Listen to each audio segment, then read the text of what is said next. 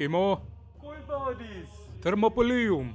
Teragatis ut mihi placer. Certus. Gratis ago tibi. Mimor si vaccina sunt.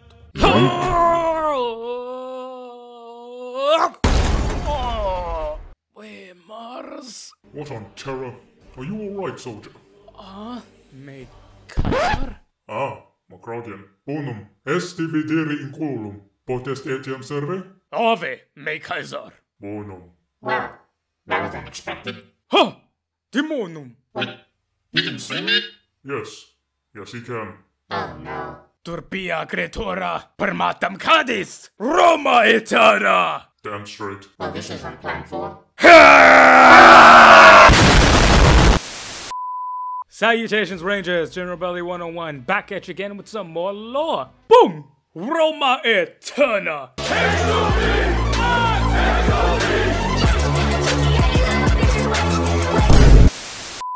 Didn't expect Rome, did ya? Well, now that it's history, Rome has the distinct honor of being one of the most unexpected rises and most avoidable falls in all of human history, as well as establishing Western culture and society as we know it. So it's no wonder why everybody loves Rome, but especially sci-fi nerds. Because what's cooler than Rome? Space Rome. That's what. Roma Astra Aeterna. Damn, that goes hard.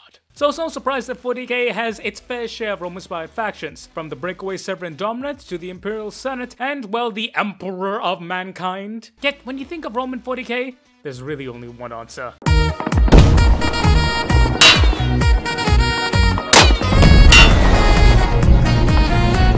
Ultramarines! Goddamn, I love Rome. So everyone agrees that the Ultramarines are the most Roman of all of 40k. Yet, have you ever asked yourself this question?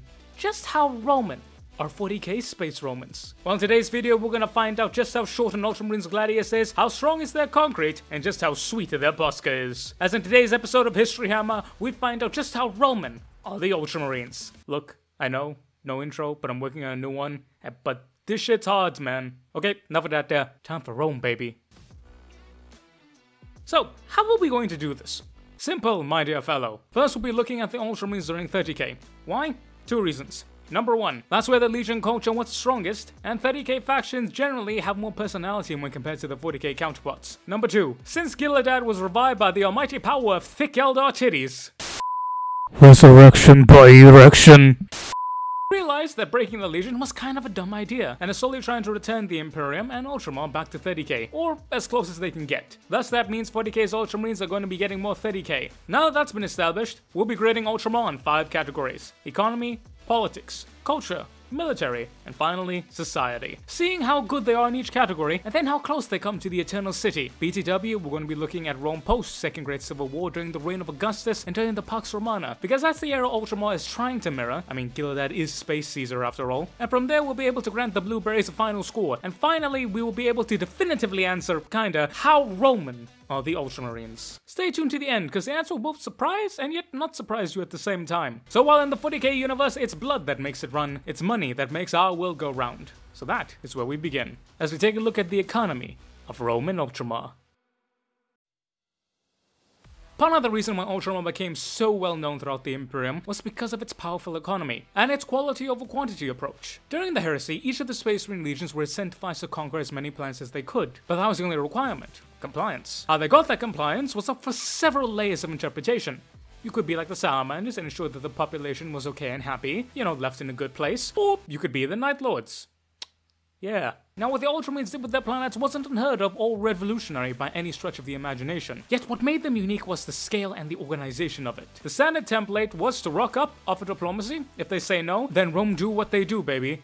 Then after that the planet had been conquered, the Ultramarines would not leave the planet until any form of insurrection or unrest was completely destroyed, or it appeared to be. A stable local government was established, a local PDF and navy was also established, with enough training and gear to be effective. It was then connected to the wider Imperial logistics network so that supplies and resources could be sent to it, and the Imperial tithe and recruits could be sent out. But the last part is only half true, as planets recently incorporated into Ultramar were given various exceptions to tithes, taxes, and military service. This was because 1. Bobby G understood that taking the shit of people who don't like you does in fact not make them like you. The second reason, and this is where we get to the genius of Guilliman, the next few years will be dedicated to rebuilding and then developing the planet, according to the template established by Guilliman himself. And this is why Ultramar was so powerful. Each world in Ultramar was not just developed, but they never stopped developing. Each planet was able to produce enough food, material, weapons, and manpower to be self-sustainable, at least to the degree where they were not at risk of being destabilized. If for one reason or another they were cut off from the wider empire, they would still be able to look after themselves for a period of time. Now, this was a double-edged sword, as this meant that even frontier worlds of Ultramar were an asset that they could ill afford to lose, which is why the Shadow Crusade was so disastrous. Yet the benefit of this was that Ultramar had one of the highest compliance rates of the Crusade, with their immortal enemies the Wordbearers and the Dark Angels being the only two who surpassed them. The latter due to them being the oldest legion, and the former because they literally spent years indoctrinating and converting the populace. Now when I say compliance, I mean compliance as a scale, not how many worlds were brought into compliance, because the Wordbearers got their shit kicked in for that by Big E. But the Ultramarines were the only one who can lay claim to having the highest standard of living in all of the Imperium, because each world was able to sustain itself. Ultramar could invest more resources into other projects, such as making specialist worlds, such as agri worlds and forge worlds far more common. The foresight of Guilliman, the streamlined logistics of Ultramar, and the direct superhuman oversight of the Space Marines meant that this was all possible, as every single planet in Ultramar had a contingent of Ultramarines to serve as both garrison, but also bureaucratic administrators, in addition to being political leaders. And if anyone tried to do any cloak and dagger secret shit, the Vigilai Operati would introduce them to the real meaning of a hidden dagger, the Vigil Operati being Ultramar's CIA. Stab stab, motherfucker. From all this we can see that Ultramar really went for the quality over quantity approach, and that Guilliman had enough understanding to know that people will only revolt if you give them a reason, and that happy people are effective and loyal people, and enough wisdom to know that someone will always fuck around and find out. This meant that there wasn't a place in Ultramar that was just an empty space, and that there wasn't a place that didn't make for a good raiding spot. But all in all, as we saw during the Heresy, Ultramar was robust enough to survive some of the worst that the galaxy could throw at them. So for the economy of Ultramar, I give it a solid 9 agri-worlds out of 10.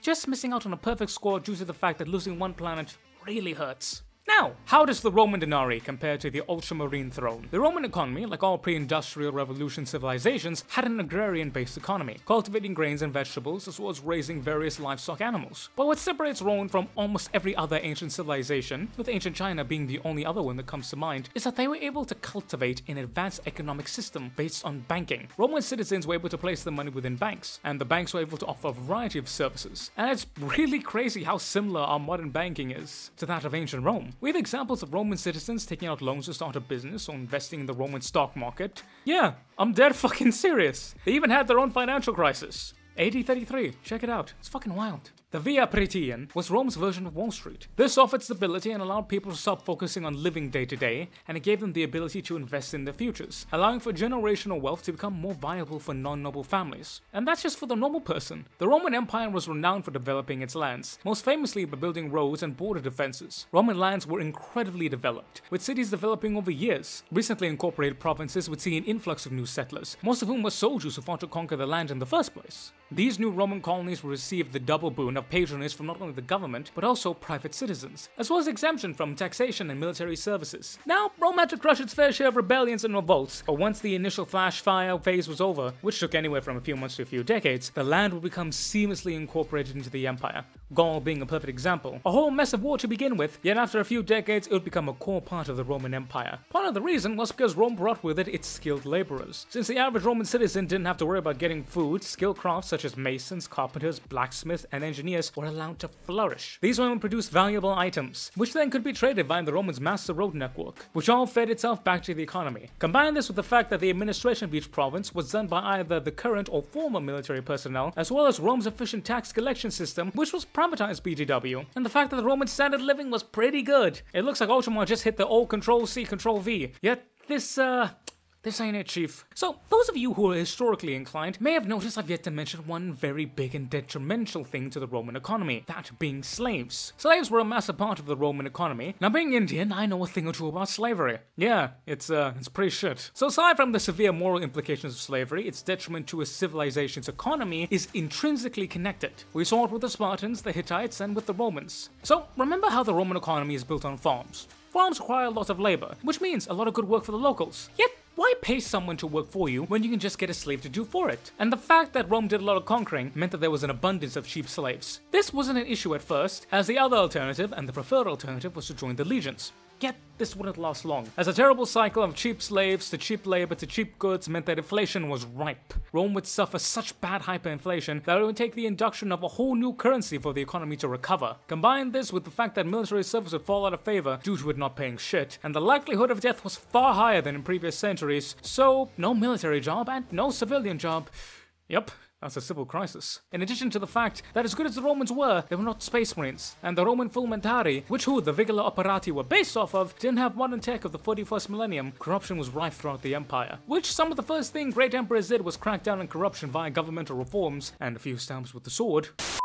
So, what does this all mean for Ultramar? Well, when it comes to administration and development, they matched the Romans 1-to-1. Yet here we see that Rome lacked the oversight of the Ultramarines and the foresight of Guilliman, which led to far more civil crises, as well as internal conflicts, which ultimately led to destabilizing the empire, and the fact that slavery, as well as all of its accompanying issues, are absent from Ultramar. I'm gonna have to give Ultramar 4.5 financial crises out of 10 on the Romanist scale. In a funny bit of irony, Ultramar being different from Rome is just because Ultramar is better. Whilst the ideals are exactly the same, the execution is way different, with slavery being the main difference as it was such a big part of Rome, and its complete absence from Ultramar means that I don't feel comfortable giving Ultramar anything above a 4, and even giving them a 5, just didn't feel right. This will become a recurring theme throughout the video. But now that you know the difference between the Roman die trading and the Ultramarine day trading, let's talk about consuls, senates, and a whole bunch of front stabbing.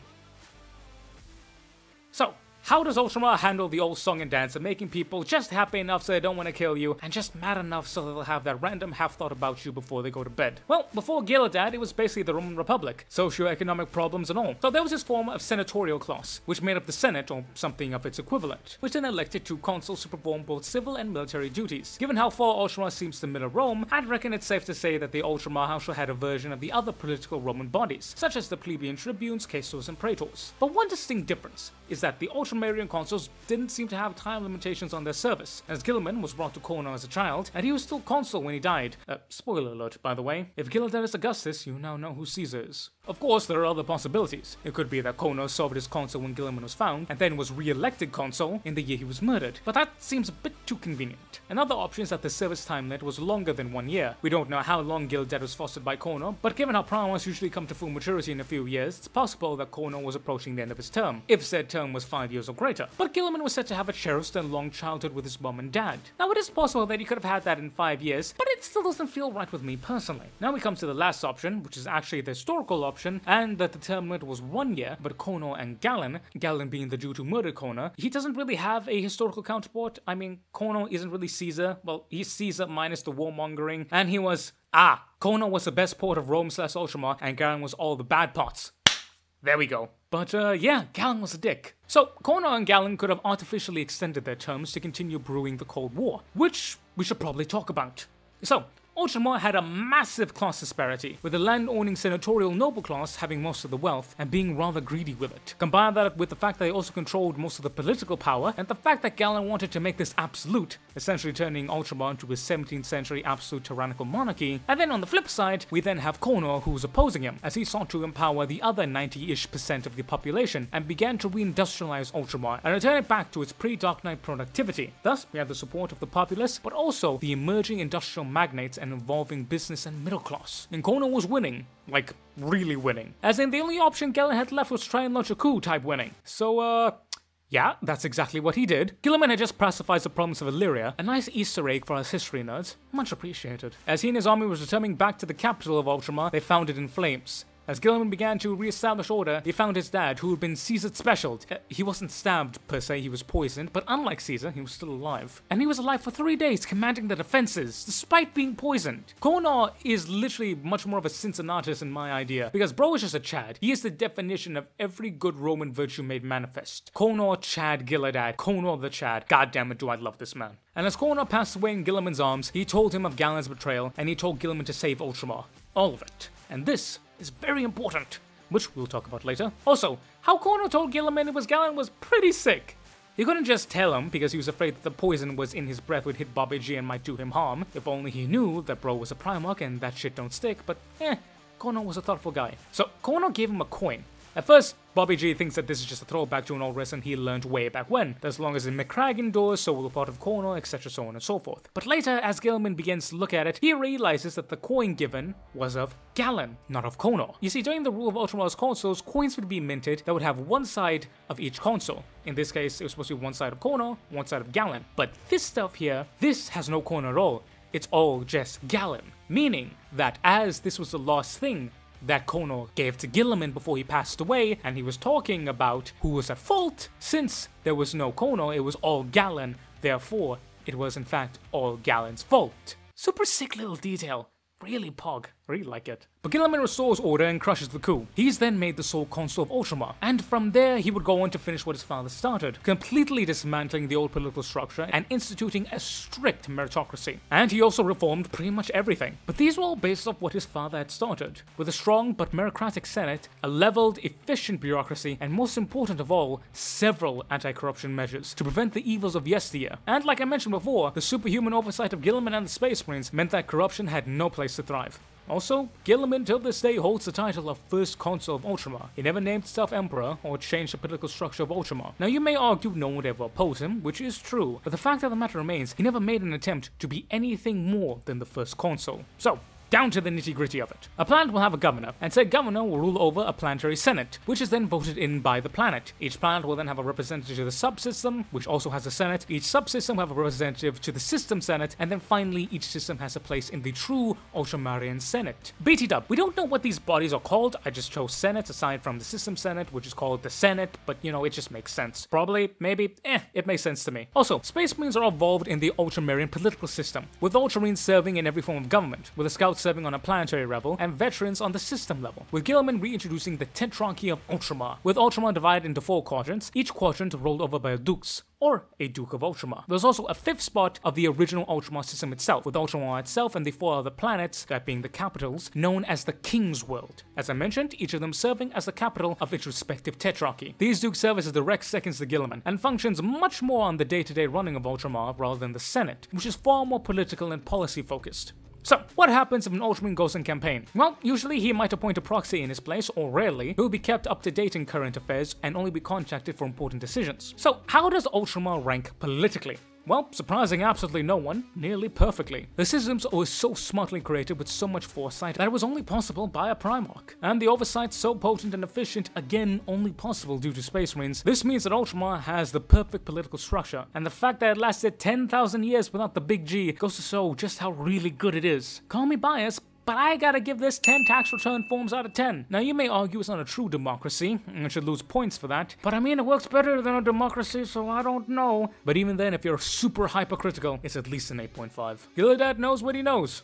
And that shit good. Now from a near-perfect political system to one that is anything but. Ah yes, the Roman political system. I have just started 17 Reddit wars with that one sentence. I'm going to start about 89 more by the time we're done with this segment. So for those of you who don't know, Rome was the kingdom, founded by Romulus after he had a bit of a pointy argument with his brother Remus. And there were 7 kings, until the last one was so bad that the nobles of Rome overthrew the kingdom and established a republic run by a senate made up of the greatest men of the city. And there were various additional bodies to aid the senate. These being the Comitia Curia, this being the main civil body which decided foreign policy and elected the various highest governing positions, such as consuls, praetors, etc. The Comitia Centuria, which was the main military body which decided on military policy and anything military related. The Consilium Plebeius, which is where the plebeians, non-nobles, were able to pass laws and impact the choices of the governmental bodies. And the Comitia Tributa, which is focused on internal issues and domestic policy. The Comitia Curitas counterpart. They elected the domestic and lower governing positions such as plebeian tribunes, plebeian aediles, and caestors.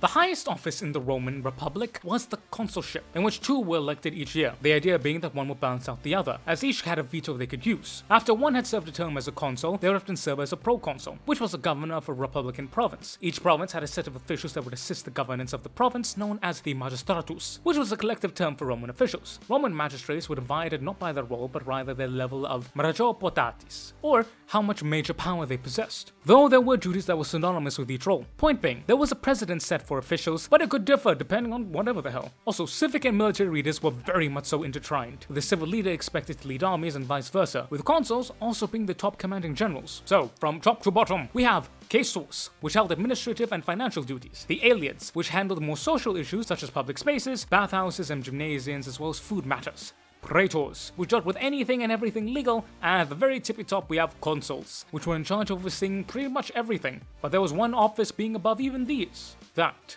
being the office of dictator, or dictator. Now, calm.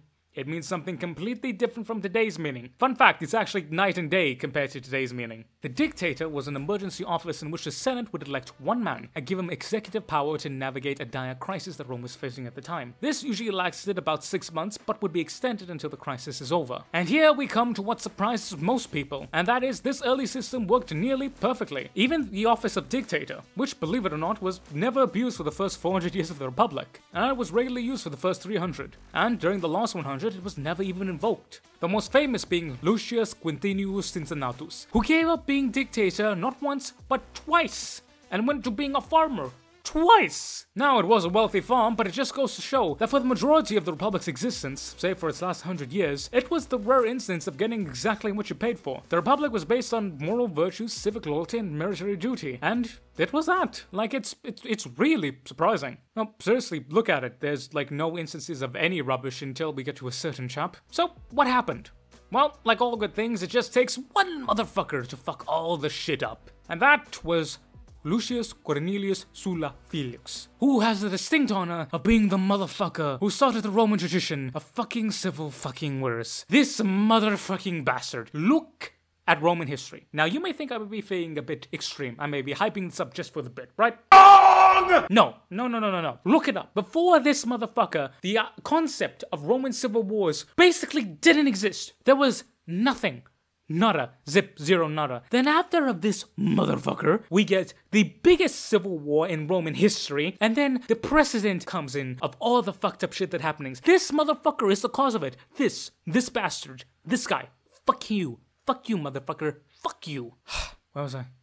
Ah, yes. You see, he started and won the first Roman civil war against Gaius Marius. He also revived the office of dictator and completely missed its fucking meaning. And he was the first and sadly not the last Roman general to seize power by force. And this would begin the end of the Roman Republic and usher in the period of the Roman civil wars, which would see Augustus come to power as the first emperor of Rome. Now, the changes from republic to empire are quite simple. Every other governmental body other than the Senate became practically ceremonial, with the emperor having complete power, with every governmental position having its power given to it directly by the emperor. But also, a very important note, the Senate. The Senate was the one who gave the emperor power, and it was the Senate's job to give legitimacy to the emperor. And this wasn't all just for show, as many an emperor had been taken out by the Senate, whether done by decree or hidden blade. You have cases of emperors working with the Senate, such as Marcus Aurelius, and instances of weak emperors and strong senates, and vice versa, with actual governing of a province not really changing that much, with just more emphasis on centralization. So, how would I rate the late Republic / early Empire's political structure? So the late Republic was characterized by heavy corruption and intense instability, civil strife, and devastating civil wars. And these issues would plague the Empire for the rest of its days. In short, if there was a strong emperor, the Empire worked like a charm.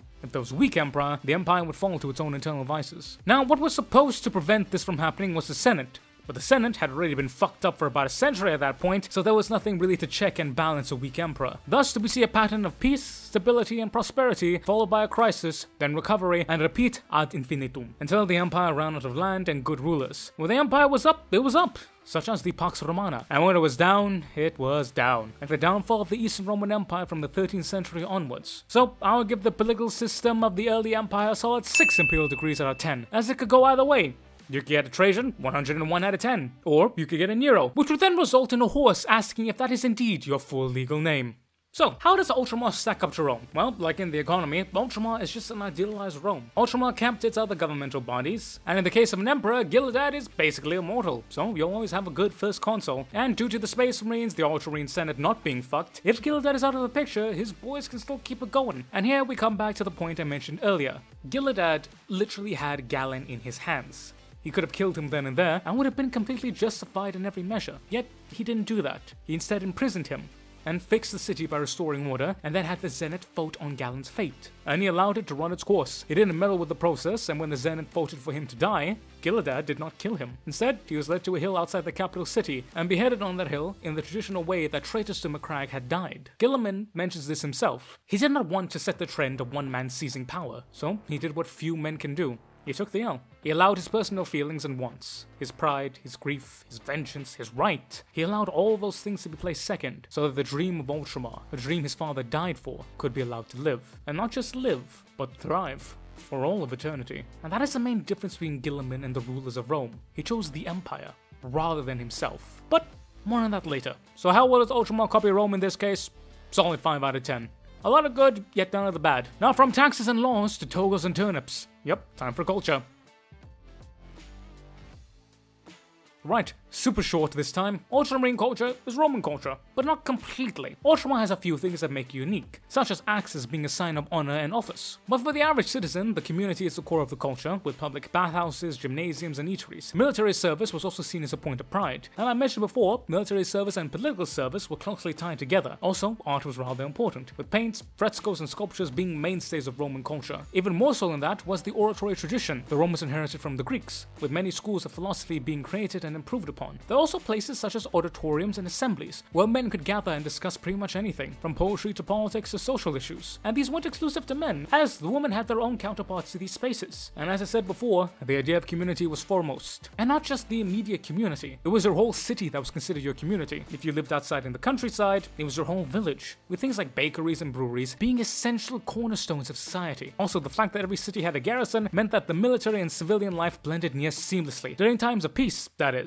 As when it came to war, shit got pretty fucked up. So for the Romans, I'll give it a solid 10 poskas for its physical culture. We'll cover the psychological culture when we talk about society. As for how well Rome matches their culture and the culture itself, both will get a 9 out of 10. The latter being because it's the best you can get in 40k, and in general for that matter, and the former, as like I said, it has a lot of Rome, but it's not straight one-to-one copy to Rome. Yeah, not much to say.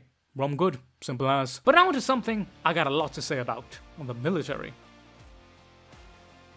Righto, the Ultramarine military. So we don't really know much about the military pre-Guilliman, but assuming they followed the Romans, they all had something like the Manipular legions in which soldiers served in tiers based on their social class/wealth, or they could be transitioning into the legions of the Marian reforms, in which anyone could join the legion, gear was standardized and paid for by the state. Again, we don't really know, but this is my assumption. During Old Knight, Ultramar had a normal professional military. Over time, the landed noble elite would change that into a bit more of a warrior class, with the popularities, such as Kona, pushing for a return to that professional military, and given what Gillidan did with the military, this makes a fair bit of sense to me. So what did he do? Well, again, we don't know the specifics, but what we do know is that every aspect of the Ultramarian military was of the highest quality. It was a professional standing force with well-rounded infantry, armor, air force, and navy, with a massive note being placed on communication and logistics, with those being the best that humanity could have. As for what Gillidan did after meeting Biggie, he instituted a series of reforms, some minor ones to his legion, but the big ones being the creation and introduction of the Ultramar Auxilia, which was an Ultramarian version of the Solar Auxilia pattern, with each world having the necessary training facilities and factories needed to train and gear them. For a full in-depth breakdown of the Solar Auxilia, check out this video over here. But as well as incorporating the Auxilia into the Legion, the Ultramarines were known for their close working relationship with their mortal followers, with tactics, organization, and logistics between the two being standardized and drilled to hell and back.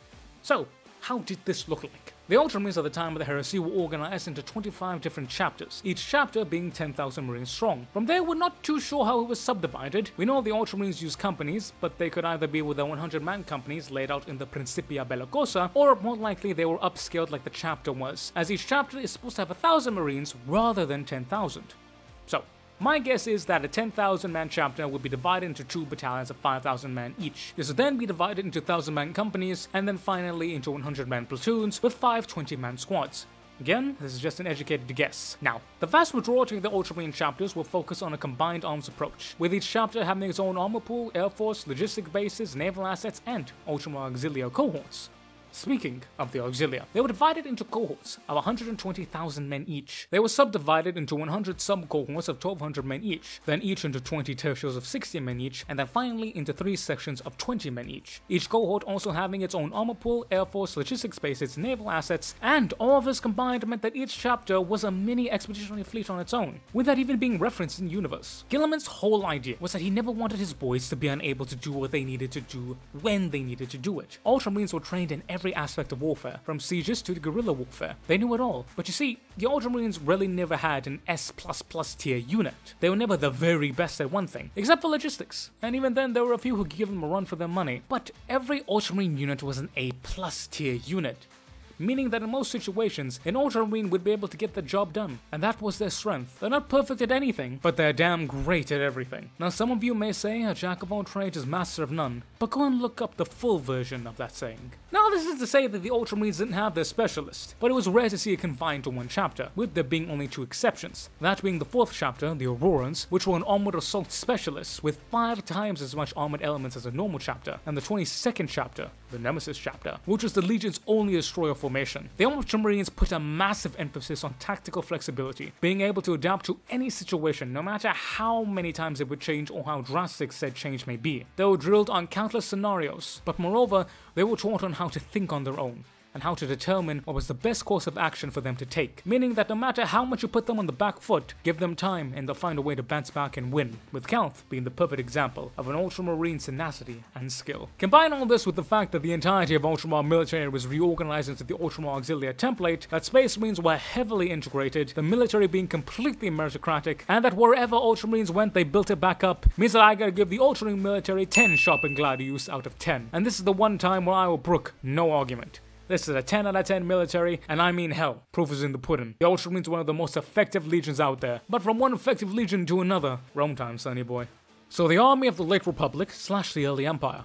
Well, first off, there was a major change to the Roman army during the latter decades of the Old Republic. That being the Marian reforms, which changed the Roman manipulator legions were as mentioned, soldiers served in tiers based on the social class and wealth, the 4 main ones being the Velites, which were the poorest and essentially a form of light skirmisher, being armed with javelins, a small shield, a sword, and generally speaking a helmet, as well as their iconic wolf headdress. These would be a screening force meant to screen the main body of heavy infantry, and they were meant to disperse after the fighting began, serving as support forces, ferrying the wounded, etc. We then have the Hastati. The Hastati were the first line of infantry and made up the youngest men, and thus they had the least amount of money for the heavy infantry. They were armed with some form of chest armor, being a pectoral slab in addition to some type of padded gear, a helmet, a shield, 2 javelins, as well as a stabbing sword, which would be some variant of the gladius, or a proto-gladius. In addition to this, they would have one singular greave on their leg, that would be the left leg, so as when they would fight, their entire front facing the enemy would be covered. Now these were not meant to destroy the foe, but rather they were meant to tire them out. They were meant to pull back, and the second line, that being the Principe, were meant to finish the foe. These were the men in their prime, clad in a chainmail shirt, as well as a helmet, a padded vest of some sort, 2 greaves, as well as a shield, 2 throwing javelins, as well as a sword. These were meant to finish the foe. However, if these for whatever reason were unable to finish the foe, then we will bring up to the third and final line, the most veteran, that being the Triarii. In fact, it was such a dire circumstance that the Principi were unable to beat back the foe. There was a saying that developed in ancient Rome, that being, it has come down to the Triarii. Basically, shit was really fucked. The Triarii were armed and equipped as the old-fashioned hoplites from Greece. They're armed with long spears, shields, a solid breastplate made of bronze, or in some cases iron, or chainmail, or in some cases a padded vest, chainmail, and a breastplate on top of that. This was unlikely, but I mean, hey, if Bro could afford it, he would. 2 greaves, braces, as well as a Romano Italic style helm, which was essentially a normal helmet but had a Greek style helmet mounted on top of it. This was done to make it look like the soldier was actually wearing his helmet on top of his head, as in the fashion that the Greeks did, again to make them look more intimidating. Now this system worked relatively well, however the problem was you had to own land to be a soldier. Also, you had to watch over said land, which means during the campaigning season, if it was time to go on a farm, your ass would want to go back and make sure that you got your farm in, and thus your wheat came in, your money came in, etc. Now this system would then be changed to a new system where anyone could be recruited, mainly the Capatecensi, or those counted by the head. The old tier system was done away with each Roman legionary standardized to a form similar to that of the Principe, with each legionary equipped with a padded vest called a supermalus, a chain shirt known as the Lorica Harmata, a helmet, with the Imperial Gallic G being the most common, greaves, at least 1, sometimes 2, a small dagger called the Pugio, 2 throwing javelins called Pilum, and a Roman military belt known as the Calingulo Militari, the Roman military boot, though we would call it a sandal, known as the Calageia, which is made of very durable leather and had hobnails underneath to help with grip, and finally, the most 2 famous items, the Gladius, a short stabbing sword, and the Scutum, a rounded rectangular shield that guarded from shoulder to shin. These men would enlist for 16 years and would be organized into a contubernium of 10 men, led by a Decanus. Then, 10 contubernium would form a century led by a centurion.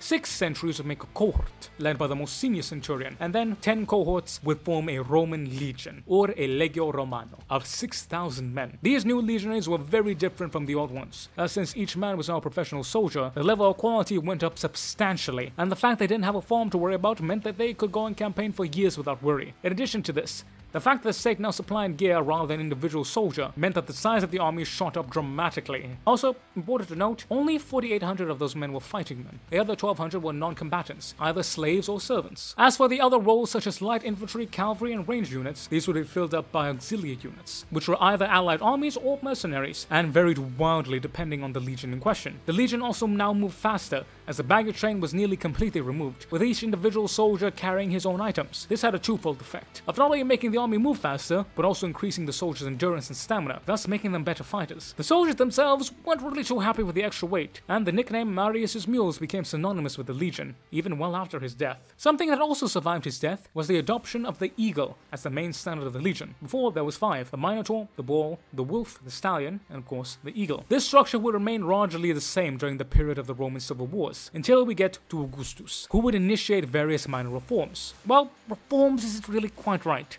They were more of a refinement to the legion as is, finally turning it into the classical Imperial Roman Legion. First off, the first cohort of each legion was changed to become double its normal strength, and it was composed of the most elite and veteran troops of the legion, giving the legion not only a strong core of reliable veterans, but also a tactical unit that could be relied on to perform over and above a normal cohort. This cohort was commanded by the Primus Pilus, or the first centurion. This was the most prestigious rank a centurion could hold, and was highly revered in Roman society. We then have the Praefectus Castorum, or the camp prefect, who was usually an old veteran, more often than not a centurion who was in charge of the day-to-day operations of the legion. He ensured the camp duties were assigned, the march order, ration and wage distribution, who got time off and when they would sleep, where they would sleep, all the nitty-gritty stuff. Second to the centurion, we have the optio.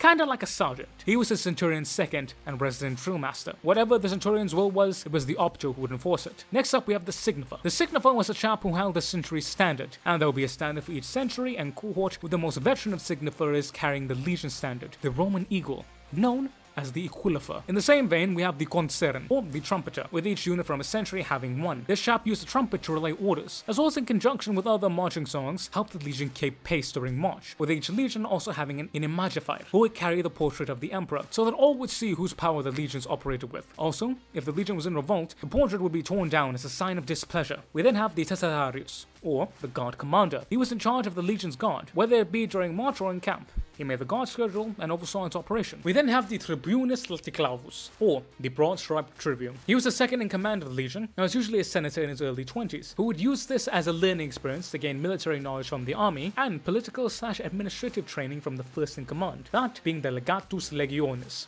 or the legion legate. This was usually a veteran senator who, after serving a consulship, would become a proconsul and would serve as commander of the legion, as well as the governor of a region where the legion was stationed. He was a member of the Legatus Augusti Pro Praetore, or the Praetorian League of Augustus. These men would wield power in the emperor's name, as officials appointed by the emperor himself. Now, the idea of blending military and political authority may seem a bit of a bad idea to us in the modern day, and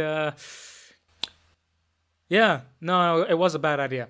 Pretty bad idea more often than not. But back in the day, a leader was meant to be a leader in every aspect, and the legate didn't do everything by himself. Senior field officers like the Primus Pulus and Praefectus Castorum would ensure that the army would function efficiently, as these both were dedicated career soldiers, and he had a whole other army of Roman bureaucrats and officials to help him with other stuff. Now, the officers of a legion's high command were collectively known as the Militarus Tribunes, or the military tribunes. As for auxiliaries, here we see a massive change, with the auxiliaries being standardized and permanently attached to a legion. Light infantry/skirmishers were made up of 480 or 800 men strong. As for cavalry, both light and heavy, these were grouped into alle, or squadrons, of 512 men each, or 766 each. An auxiliary would serve for a period of 25 years, and if he survived, he would be rewarded with a pension, as well as Roman citizenship for him and his descendants. Another aspect was siege works. Again, this was already a thing during the civil wars, but Augustus standardized it, with each legion having skilled engineers who would employ legionaries as manual laborers, such as legionary architects who were in charge of the construction of war machines, and every century having one ballista who was commanded by the chief of the ballistae. Calculating range and other such things were done by the Doctorus Ballistarum, or the artillery aspects. And finally, it was clothed by the Ballistarii,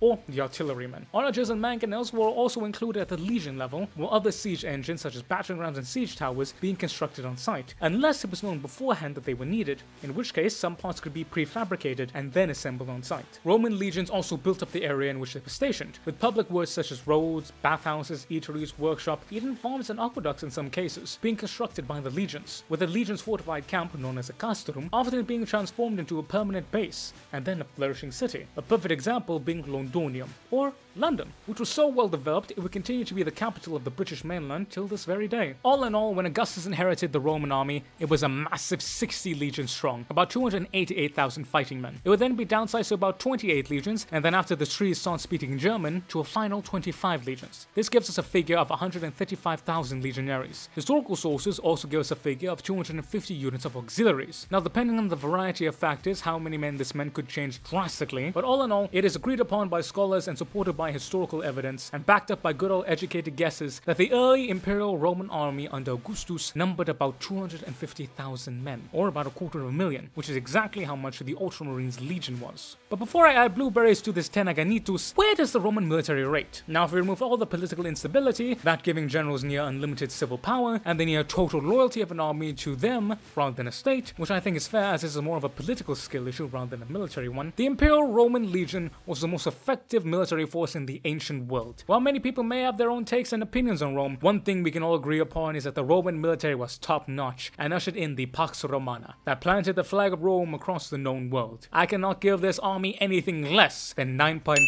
Lorica Segmentata out of 10. The 0.5 being for the fact that so many politicians made up top-ranking generals. Now, with all that being said, how does Ultramar compare to Rome in this regard? 10 out of 10. No questions asked. Both are incredibly effective militaries and did their job and then some. In the case of the Imperial Ultramarine army, it is very, very Roman. But now we're on to our final category, society, which we live in by the way. We've come to the final category, Roman society. And it's a hell of a thing, with it founding the very basis of modern Western society, as well as also being as stable as that one old chick with the crystals who thinks that cinnamon is intense and exotic.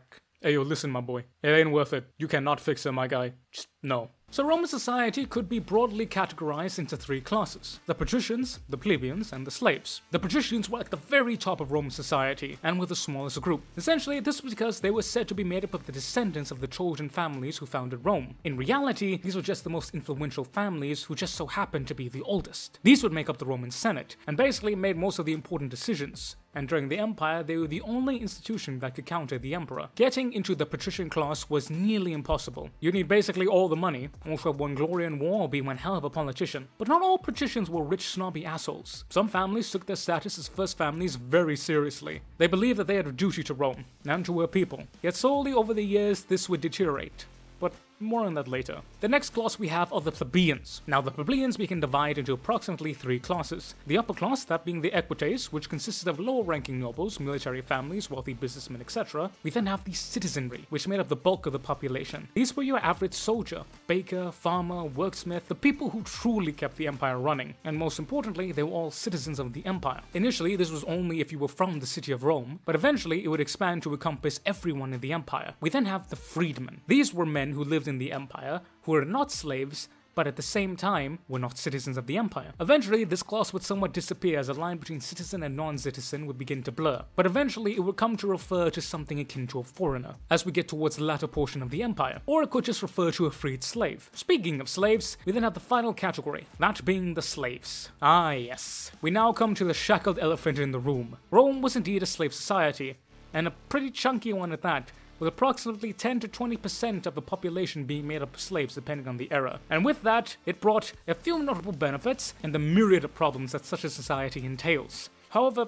the Roman style of slavery was different from what we normally think of when we think of slavery. Okay, big disclaimer. Very big disclaimer. Slavery is bad. I know. Shocking, right? Every human being is entitled to basic human rights and should not be subject to the whims of another person. Also, people are people and not a damn pair of shoes. Now, with that being said, slavery in ancient Rome was divided into different classes, with the highest class of slave living pretty good lives, with some of them eventually going on to become millionaires once they were freed. And the lowest class, well, there's a reason why slavery is bad. So slaves were divided into classes based off their monetary value. For example, a tribesman from Gaul would be at the very lowest of the low. His life would not be good.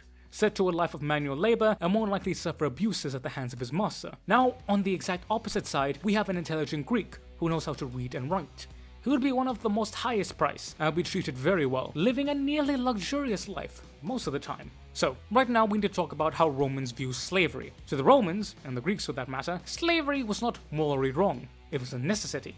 It was a normal fact of life. For if there were to be freedmen, that meant that there had to be slaves. Yeah, this is one of those in theory but not in practice moments. So the Romans saw slaves as property, hence why the more expensive your property was, the better you treat it. But here's the kicker. While a Roman had every right to do whatever he wanted to his slave, it was socially unacceptable to abuse your slave. Now this didn't mean it didn't happen, but it meant that there would be consequences to this action, just not any legal consequences. Think of it like having a pet. People abusing pets is socially unacceptable, and if you were to meet someone who did abuse their pets, you'd want nothing to do with them. But this doesn't mean that it doesn't happen. However, unlike the pets of today, there was no one you could report it to if it did happen. And there would be a lot less people willing to do something about a slave being abused in ancient Rome. Now I know making this comparison may feel wrong, and that's cause it kinda is. But the whole point of studying history is to try and understand why our forebears behaved the way that they behaved. And remember, understanding is different from justifying. Also, I mentioned it earlier, but the expensive slave is less likely to get abused by their master. Less likely. A slave still had no rights and thus no protection. For example, it was quite popular for male Roman patricians to get a highly educated female slave from Greece, and then have them debate and discuss matters of philosophy, history, politics, science, etc. Now when you think of a male master and a female slave, your first thought goes to the bad word that rhymes with grape. But again, that was looked down upon, and the idea was, why would you do that to your very expensive, literate and intelligent Greek slave when you could go to the market and get a cheap German slave to satisfy the need? Again, a little morbid when you think about the implications of it, but it was the reality. Now that's not to say that grape didn't happen to expensive slaves, it did, but more often than not,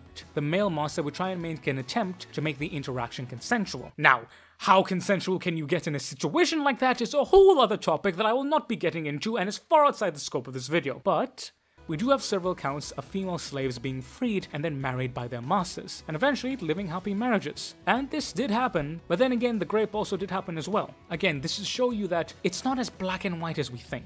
On the topic of being freed, it was actually expected for you to free your slaves eventually, usually when they would make back their initial investment or when you would die. Now for a German working in the mines, he's never going to be able to repay his investment, so at that point it's all up to the goodwill of the owner. Yeah, no, I don't like that sentence, huh? But for an intelligent slave, once the initial investment had been repaid, the slave would then be freed via a freeing ceremony, which was an elaborate ceremony known as the Monissimo Vindicta, in which the slave in question would receive a hat known as a pilos, which symbolized their freedom, something which the Romans got from the Greeks. Said freed slave would usually continue to work in the same household as a familial servant, and more often than not, they'd become clients of their original owner, who would become their patroni, or their patron. That then brings us to another facet of Roman society, that being the patronage system. It was really simple. The upper echelons of Roman society, that being the patricians and the equites, were expected to sponsor the citizenry and the freemen. This was usually in the form of political or military sponsorship, Roman generals serving as patroni for the people they conquered. But it could also be a business sponsorship, with cities often seeking influential senators to be the sponsor of the whole city. It really depended on what the patroni thought his time and money were worth, and this would continue to form a cornerstone of Roman society all the way up to its fall in the 15th century. But back to slaves. Slave rebellions did happen. I mean, there's a whole series of wars known as the Servile Wars which occurred in the final century of the Republic, with the last and most famous being that of the Spartacus. But you'll notice one major theme with all of them. The slaves revolting here were often of the lowest caste, gladiators, menial workers, etc. Those who were treated the worst. This goes to show us the prospects of the upper class of slaves were not so dire that even when presented with a chance to fight, many of them did not see the worth in it, and those who did were likely those who were abused or scorned by their masters, and again, were a minority. Again, not saying all Roman slaves lived happy lives, they most certainly did not, but it's not as black and white as we think of when we hear the term slavery. And as I mentioned before, we have accounts of some slaves being freed and even joining the upper class of the equites, with a notable example being a slave named Tiro, who was the personal slave to Cicero of the Roman Republic.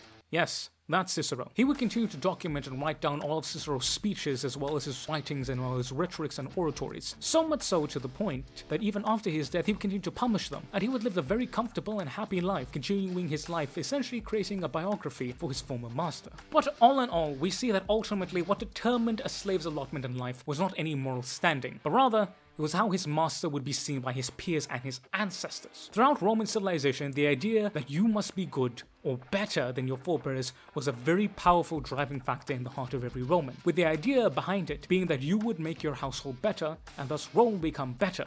Not just physically, mind you, but also morally. You had to be a better man than your father, and your son had to be a better man than you. The idea of moral purity was a part of the very core of Roman identity, with service to the community and the state being the most fulfilling thing one could ever do. So, what happened? Well, as the Republic transitioned to Empire, the idea went from serving the community to serving yourself. Now granted, this was already in effect towards the latter end of the Republic, but again, we see this all started when Sulla crossed the Rubicon. As we continue to see that in the countless centuries before the very last century of the Republic, the morals of the Romans held strong, with Roman actions matching their words. Yet when Sulla opened Pandora's box of seizing power by force, it was all downhill from there. For why make the state better when you could just have all of the state, and then others would have to make you better by default? And despite the best efforts of emperors like Augustus and Marcus Aurelius, both of which incorporated reforms that strengthened the plebeian class, trying to make it better and restore some of that moral integrity of Rome, this deterioration of Roman society combined with the deterioration of the Roman economy would be the twin death blows that would ultimately cause its downfall. Rome was founded on a dream, yet when that dream was forgotten,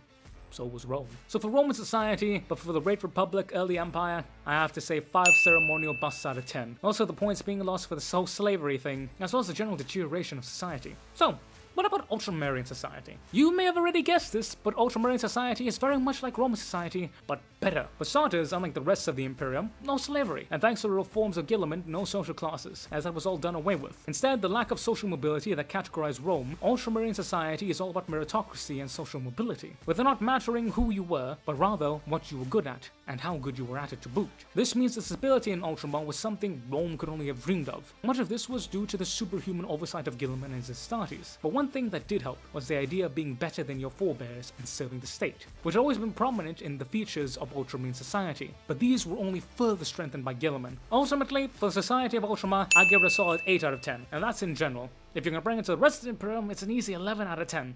No capus. But now, how does Ultramar compare to Rome? Well again, it has all of Rome's good, and none of it's bad. Ultramar is what Rome wished it was, so I'd have to give it a 5 out of 10. The slavery and deterioration of the morality was just too impactful to have it not weigh heavily on the score. So now that we've done all that, just how Roman is Ultramar? So we come to the end of it, and taking the final scores of every category and compiling them into a percentage, we can see that Ultramar is actually 67% Roman, which may shock a few of you, but it makes perfect sense to me. Maybe because I took 3 weeks to study Roman and Ultramar history to make this script, like in Subplace this bloody bastard took forever to make. Ultramar is very Roman. Yet where Ultramar differs is that it has none of the flaws of the empire caused by its human rulers. As I mentioned before, Guilliman is immortal and benevolent, which means he can steer Ultramar in the right direction.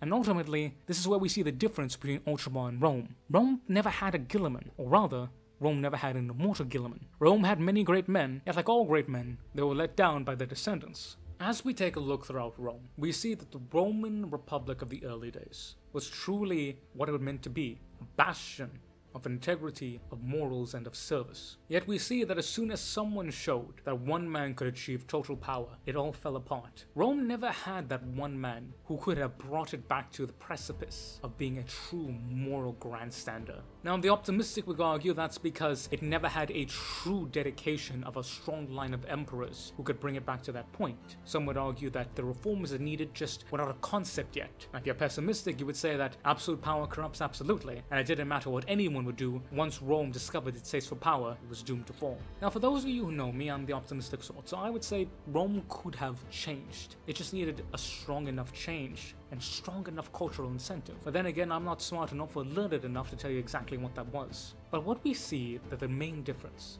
between Ultramar and Rome is ultimately Guilliman and his Astartes. Guilliman is that figure who was strong enough to change the entire moral characteristic.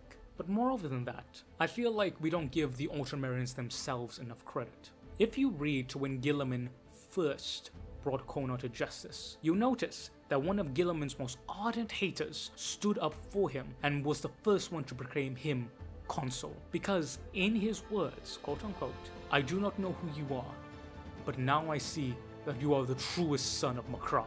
It is very much possible. Part of the reason why Rome never really recovered is because the Senate itself was broken. There was no good senators anymore by the time of the late Republic.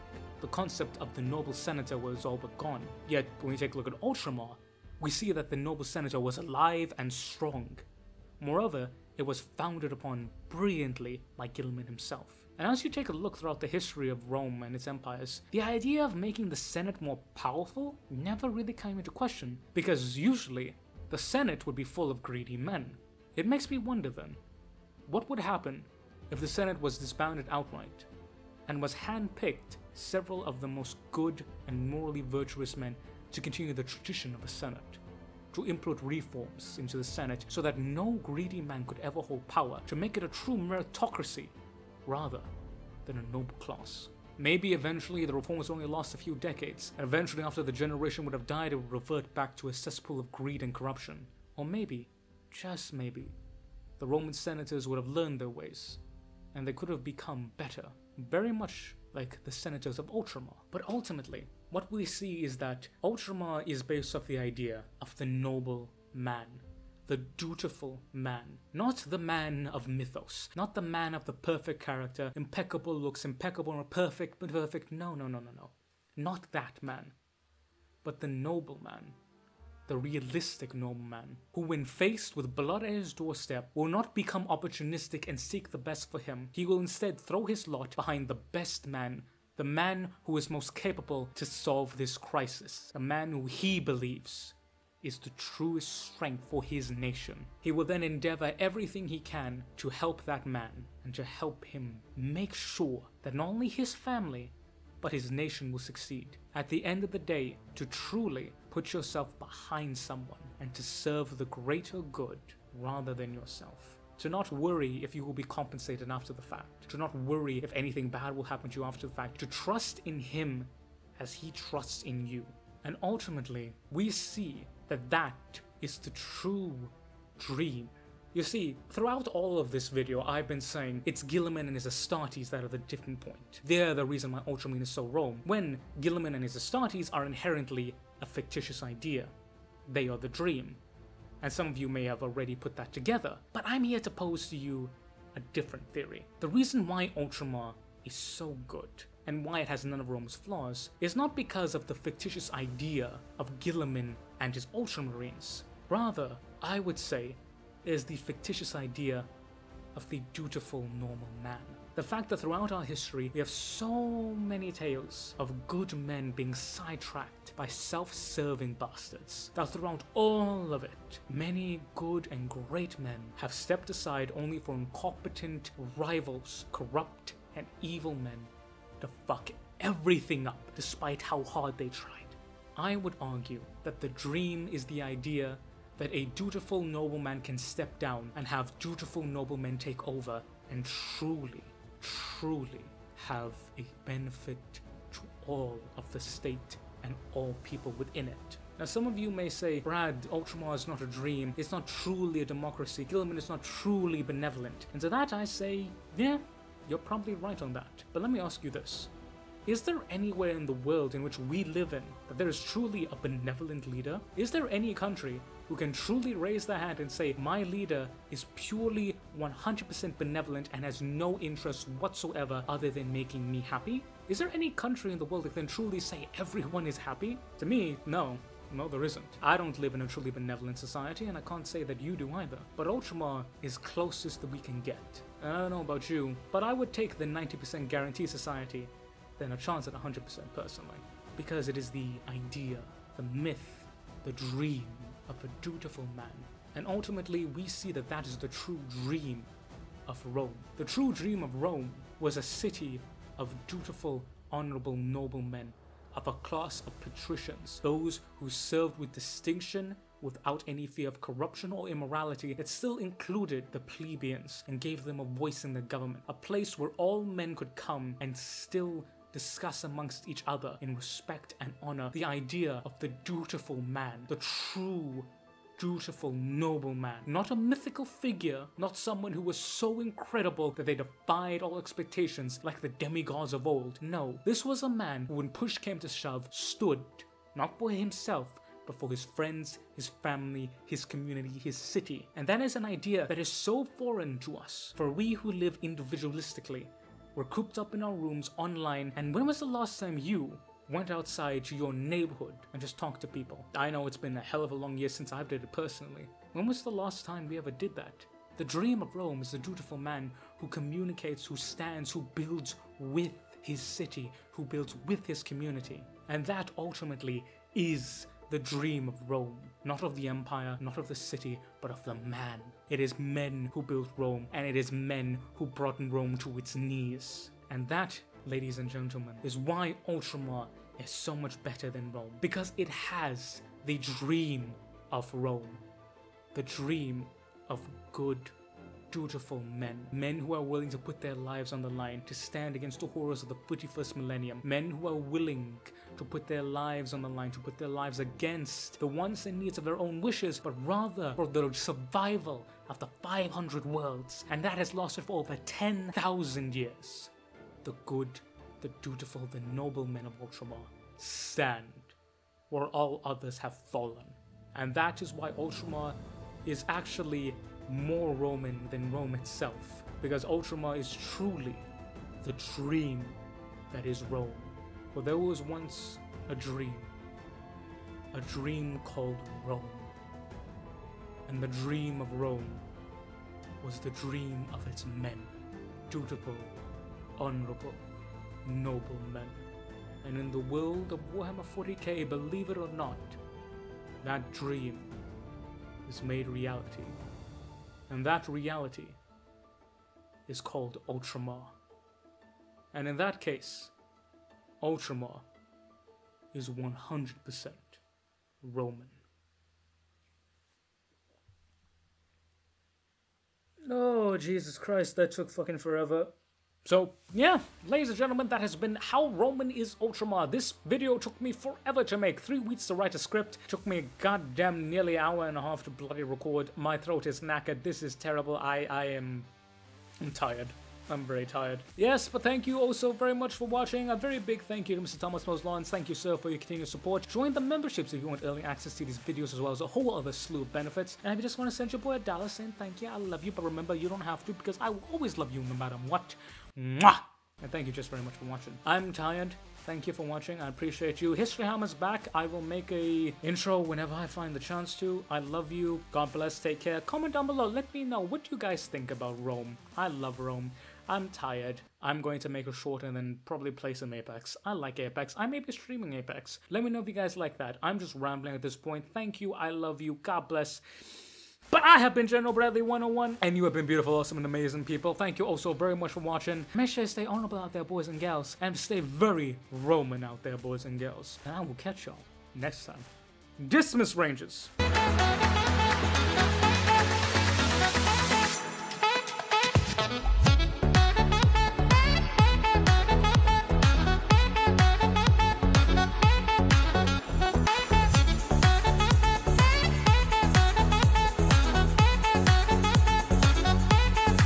God fucking damn it, I am so tired.